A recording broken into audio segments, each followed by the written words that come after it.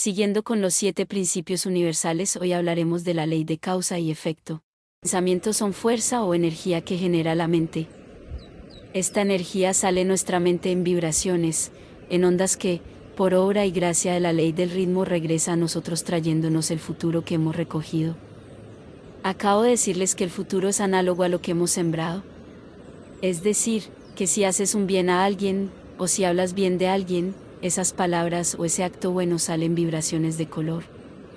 Ese color atrae vibraciones de su mismo color y te regresan aumentando el bien que hiciste.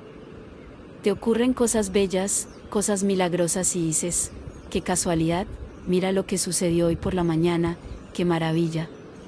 No existen casualidades. No pueden existir porque no existe la ley de la casualidad. No hay sino leyes exactas llamadas principios, porque son inmutables. El principio de polaridad fija lo que haces y dices en uno de los dos polos, positivo o negativo. Es decir, que lo que piensas, dices o haces, es positivo o negativo. No existe un tercer polo. Si piensas o hablas mal de alguien, es negativo. Lo has sembrado en polo negativo, sale color gris o negro, dependiendo de la cantidad de maldad que contiene, recoge en su camino cantidad de energía del mismo color y te regresa aumentando en fuerza. Te ocurre un choque, un accidente, siempre será algo desagradable. Allí tienes, pues, la explicación de lo que te ocurre. Si criticas, serás criticado, si dañas a alguien o a algo, serás dañado o algo tuyo sufrirá un daño, si eres injusto, duro, esa injusticia se te devuelve igualmente esa dureza. Esas causas que siembras tienen que dar su fruto en efectos, antes de que quedes liberado. Si siembras discordias, tienes que recoger discordias, si siembras bondad, amor, ayuda, tienes que recoger bondad, amor, ayuda. Lo que siembres, que sea constructivo o destructivo, lo verás devolverse. ¿Cómo puede la gente seguir creyendo que pueden impunemente ser crueles, calumniadores, malhumorados, violentos, mezquinos y esperar tener salud, amor, fortuna, felicidad, es decir, todas las cosas buenas de la vida, si solo siembran las cosas malas? El mundo entero se lo pasa enviando odio, egoísmo, discusiones, pleitos. Y recogen la cosecha en confusión, caos, guerras y molestias de todas las clases. No siempre se puede devolver la cosecha inmediatamente. El planeta Tierra tiene una cantidad enorme de deudas acumuladas, de todo el mundo, y se desahoga por donde puede, en tempestades, ciclones, terremotos, desastres marinos, derrumbes, inundaciones, erupciones volcánicas, etc. Muchas veces las personas a quienes hemos dañado en alguna forma se mueren antes de que se haya podido saldar la cuenta con ellas, y tiene que haber una oportunidad para saldarla en el futuro, porque Dios es infinita misericordia y no deja a un hijo suyo en eterno castigo sin darle oportunidad de saldar sus deudas. Por eso es que Dios ha instituido la reencarnación, para dar oportunidad de pagar las deudas, y para dar también oportunidad de cobrar el bien carnal y material que hayamos merecido y que no se puede cobrar en un plano invisible e inmaterial. No sería justo que nos quedáramos sin el premio a nuestros esfuerzos y bondades.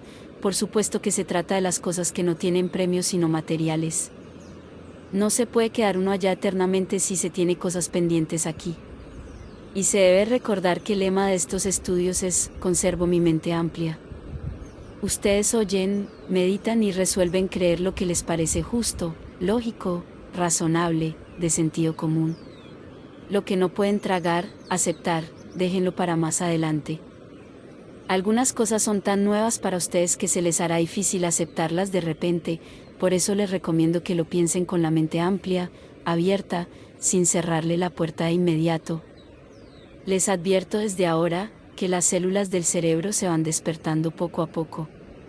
Si una recibe una idea nueva, hay células dormidas que aún no han vibrado y que esta nueva idea las despierta. Cuando te acabas de despertar no sabes aún muy bien lo que se te está diciendo. Al cabo de un rato, después de haberte duchado o desayunado, entonces puedes absorber lo que se dice, ¿verdad? ¿Recuerdan, pues, la ley de correspondencia, como es arriba es abajo? Lo mismo ocurre con las células que se acaban de despertar, la ley es igual para todo. Ya ustedes comienzan a ver que aquello tan raro y tan misterioso que llaman la reencarnación, tiene su razón de ser, basado en la armonía y en la misericordia divina, y que no es una cosa estrafalaria y loca. Hay que conservar la mente amplia porque todo tiene una explicación. La reencarnación es una verdad y es la única explicación lógica de la aparente injusticia que ves.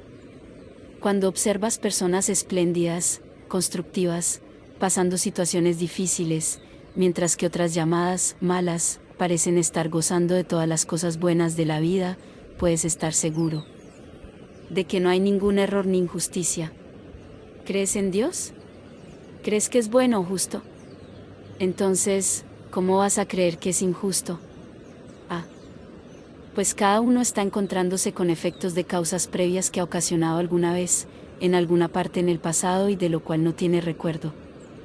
Si estas personas que tienen deudas kármicas desean en su interior hacer servicio a los otros individuos, para balancear, equilibrar y borrar los malos sentimientos, oigan bien, quedan libres de esa deuda. Pero si no pueden lograr estos sentimientos y buenos deseos, la vida los reunirá de nuevo tantas veces como sea necesario, hasta que se cumpla. Y cada vez en asociación más cercana, a veces llegan a nacer madre e hijo, porque la ley del amor es así. ¿Trata de disolver enemistad con amor? Cuando entre dos personas existe una atracción de amor y armonía, es seguro que estuvieron en contacto y asociación armoniosa en vidas anteriores, y pueden expandir esta cualidad tan necesitada en el mundo. Cuando noten un sentimiento de resistencia contra alguien, es que las sensaciones recuerdan una asociación discordante o desagradable. Es muy confortante saber que el perdón de Dios, por el mal uso de su energía, siempre está a la mano para aquellos que lo desean realmente. Aquel fuego eterno y castigo eterno que inventaron las religiones de la era pasada para controlar al mundo a través del temor, la superstición y la obediencia ciega, no es verdad. Cualesquiera que sean las causas, el pecado, la imperfección, la impureza, el error que hayan sido cometidos, hay una manera consciente de transmutar esos errores. ¿Saben lo que quiere decir transmutar? Disolver, borrar completamente y sin costo alguno. Cuando los humanos se dan cuenta de que ellos mismos son los causantes de todos sus males y de todas sus calamidades, de todas las limitaciones en su mundo, de pronto desean arreglar las cosas. Sinceramente, ese deseo es el que cuenta y es necesario que sepan que toda clase de asistencia les es dada. Hasta que llega ese momento el hombre o la mujer se ponen en rebelión contra las circunstancias y hasta contra Dios, o se someten a las condiciones creyendo que son la voluntad de Dios y por supuesto, esto es mentira. Ahora, y esto es importantísimo que lo recuerdes en todo momento, cuando el estudiante se da cuenta de que las fabricaciones de su mente son tan importantes que rigen su destino y hasta el destino de los demás, cuando realiza que todos sus decretos se manifiestan, y que nadie, absolutamente nadie sino él mismo puede ser culpado por lo que a él ocurre, se llena de pánico, y hace lo de siempre, buscar a quien culpar, a quien soltarle el castigo. ¿Qué ocurre? Que se le suelta el cuerpo, a la materia, achacándole toda la responsabilidad, y procede a castigarla de la forma más inmisericordia. ¿Cómo? No me lo van a creer. Con todas las antiguas flagelaciones y torturas a que se sometían los santos y los mártires, porque eso lo tiene archivado el subconsciente desde épocas remotas del cristianismo.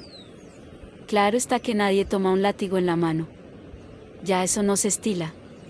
Pero sí procede a torturarse mentalmente. Procede a vigilarse como un policía y a decirse, ¿no es? Ya caíste otra vez. Ya lo volviste a hacer. Ya vas a volver a sufrir las mismas consecuencias.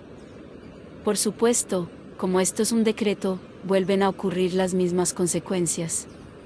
No solamente, sino que se le ha ofrecido un poder de carta blanca a una forma mental de culpabilidad, fabricada especialmente para que continúe torturándonos a cada desliz y que no nos deje adelantar. Cada vez que te encuentres atajándote, castigándote, regañándote, con las resultantes torturas. Acuérdate de que basta con saber que hemos pecado, para usar la frase católica que estás acostumbrado.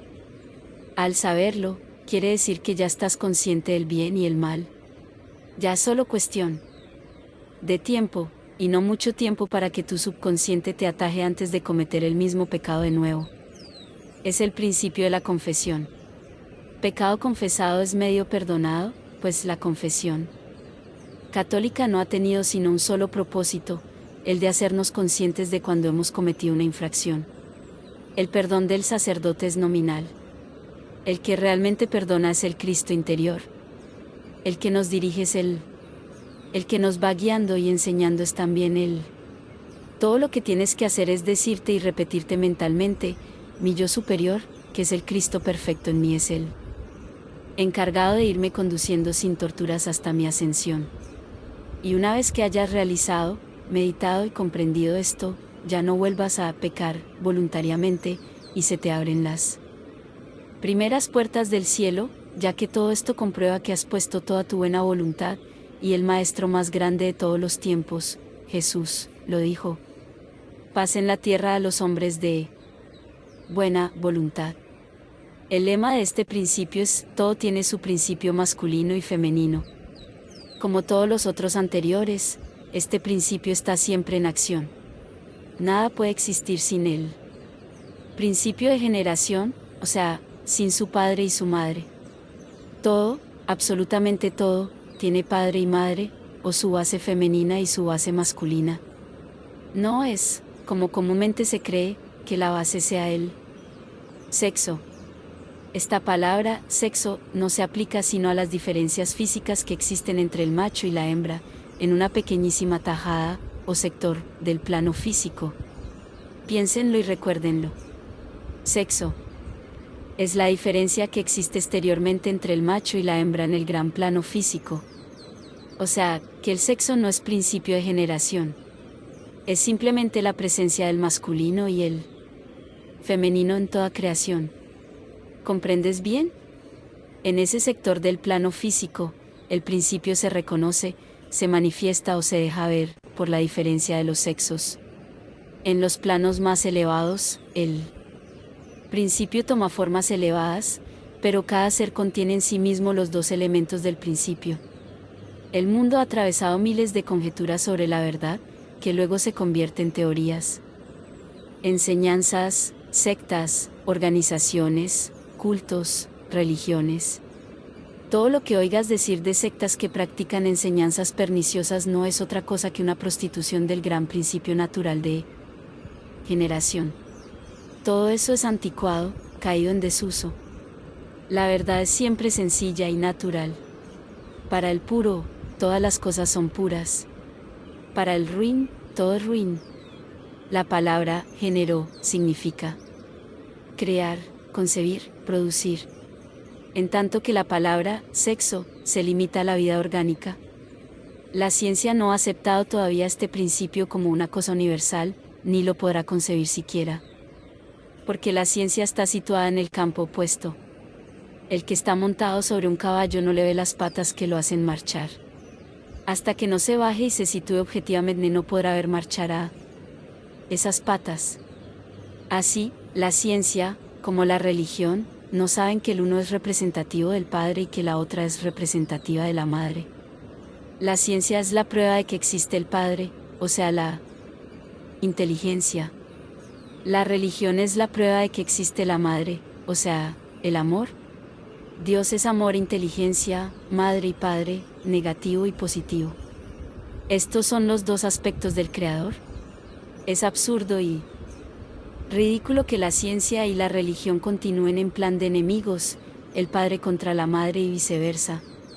La ciencia se burla de la religión y esta censura, critica y vitupera la ciencia. En esta era de oro, era de Saint-Germain, se están descubriendo la una a la otra, sin darse cuenta exacta aún. La metafísica reúne y explica esta verdad. Nuestro gran maestro Emmett Fox llamó a esta enseñanza la oración científica.